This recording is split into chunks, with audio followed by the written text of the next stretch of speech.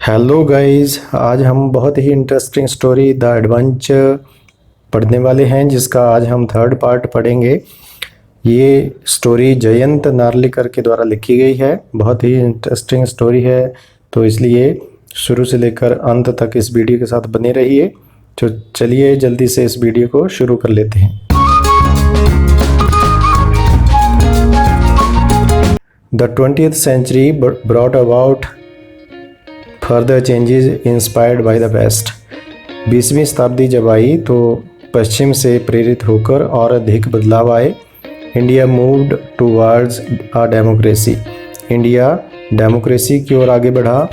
Bye then the Peshwas had lost their enterprise and they were gradually replaced by democratically elected bodies। अब तक पेशवाओं ने अपनी शाख को खो दिया था और धीरे धीरे लोकतांत्रिक तरीके से चुनी गई सरकारों के द्वारा उन्हें बदल दिया गया। The sultanate at Delhi survived even this transition largely because it builded no real influence. लेकिन इस बदलाव के बाद भी दिल्ली की जो सल्तनत थी, दिल्ली की सल्तनत अभी भी बनी रही, खास तौर पर इस वजह से क्योंकि उसका वास्तविक कोई भी प्रभाव नहीं था। The Shahenshah of Delhi was no more than a figure head to a rubber stamp the recommendations made by the central parliament. Delhi का शहंशाह किसी रबड़ की मोहर से ज़्यादा नहीं था, जो कि केवल सिफारिशों को ही मानता था जो कि केंद्रीय पार्लियामेंट के द्वारा की जाती थी।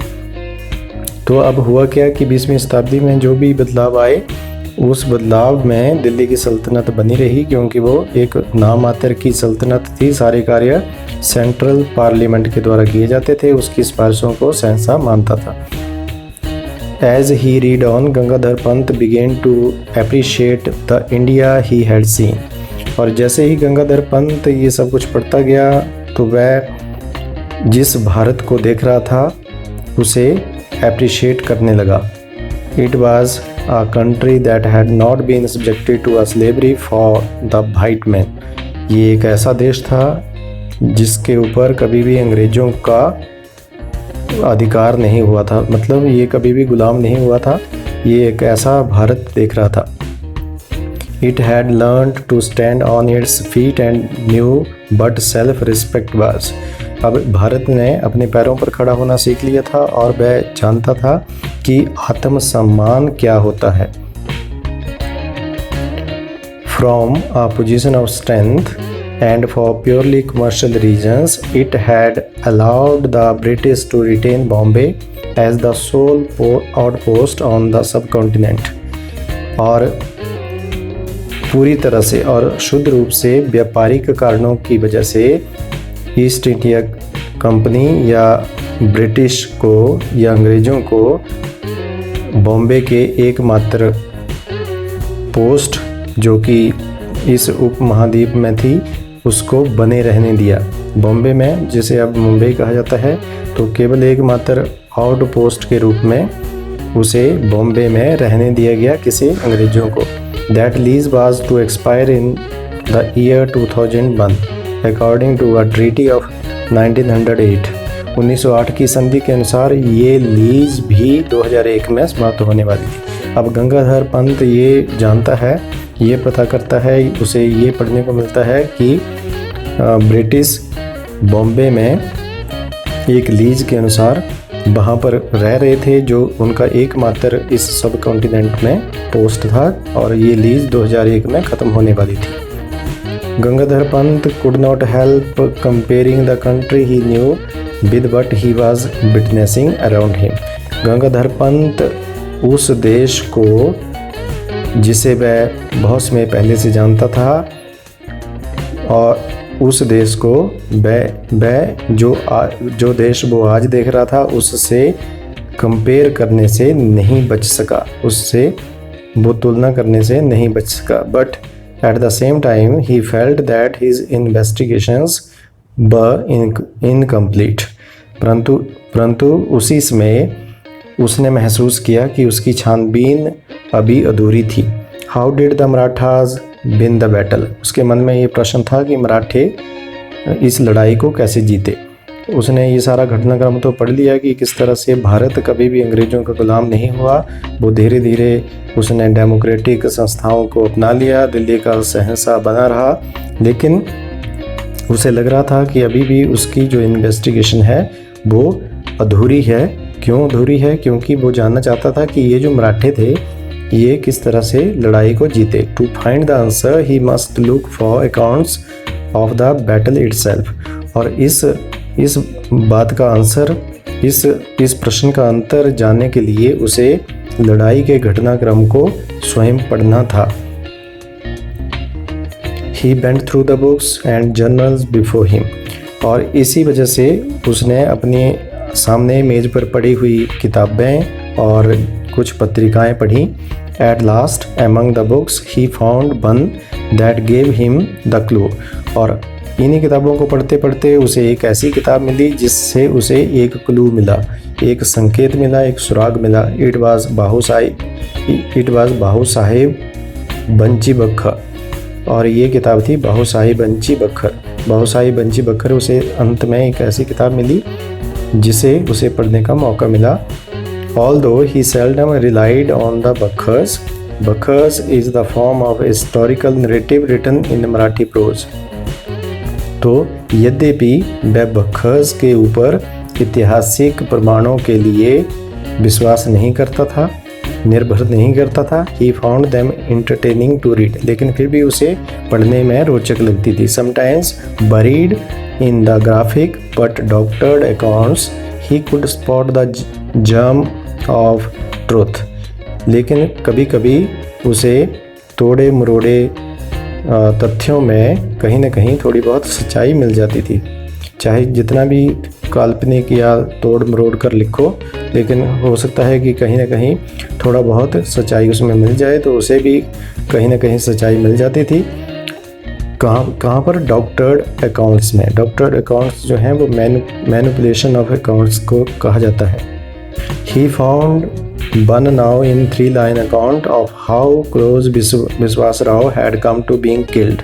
और अभी भी उसे 3 लाइनों का एक ऐसा घटना का वर्णन इस भाऊ साहिब बंची बख्तर में मिल गया, जिसमें ये लिखा था कि किस प्रकार से विश्वास राव मरते मरते बचा। और ये 3-line अकाउंट क्या था? And then Vishwas Rao guided his horse to the melee where the elite troops were fighting and he attacked them. और तब विश्वास राव ने अपने घोड़े को एक बहुत बड़ी भीड़ में आगे बढ़ाया जहाँ पर शाही सेनाएं लड़ रही थीं और उनके ऊपर अटैक कर दिया। मिली का अर्थ है एक बहुत बड़ी confusing crowd. And God was merciful. और भगवान की दया उसके ऊपर हुई। A shot burst past his year. एक गोली उसके कान को छूते छूते निकल गई। Even a difference of til sajmi would have led to his death.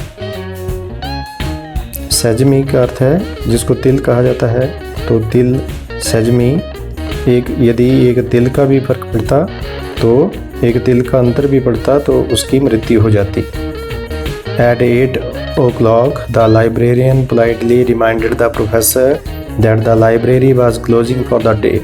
जब 8 बजे तो लाइब्रेरियन ने बड़ी विनम्रता से प्रोफेसर को याद दिलाया कि लाइब्रेरी आज के लिए बंद हो रही थी। Gangadhar Pant emerged from his thoughts. Gangadhar Pant अपने विचारों से बाहर निकला। Looking around he noticed that he was the only reader left in the magnificent hall. चारों ओर देखने के बाद उसे पता चला कि वह इस शानदार रीडिंग हॉल में एकमात्र पढ़ने वाला बचा था। वो एकमात्र बचा था, बाकी सब चले गए थे जब 8 बजे का समय हो गया था। I beg your pardon sir, may I request you to keep these books here for my use tomorrow morning. By the way when do you open. अब गंगाधर पंत ने उस लाइब्रेरियन से कहा कि क्षमा करिए श्रीमान जी, क्या मैं आपसे ये निवेदन कर सकता हूँ कि ये सारी किताबें आप यहीं पर रहने दें ताकि मैं कल इसे इन्हें यूज कर सकूं। ये जो उसने किताबें बिखेरी थी, खोली थी, सारी रेफरेंस जो उसने रेफरेंस के लिए सारी किताबें खोल के रखी थी, पढ़ रहा था, तो उसने रिक्वेस्ट किया कि क्या आप इन सारी किताबों को यहीं रहने दे सकते हो ताकि मैं कल आप आकर इन्हें दोबारा पढ़ सकूं। और फिर आगे उसने क्वेश्चन किया, by the way when do you open, कि आखिरकार आप कितने बजे खोलते हो।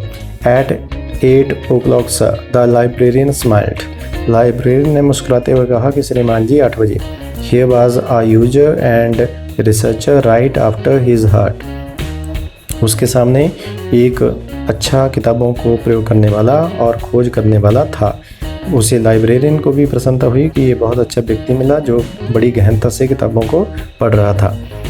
As the professor left the table, he shoved some notes into his right pocket. जैसे ही प्रोफेसर इस टेबल से उठा तो उसने कुछ नोट्स को अपनी पॉकेट में डाला। Absent mindedly, he also shoved the book into his left pocket.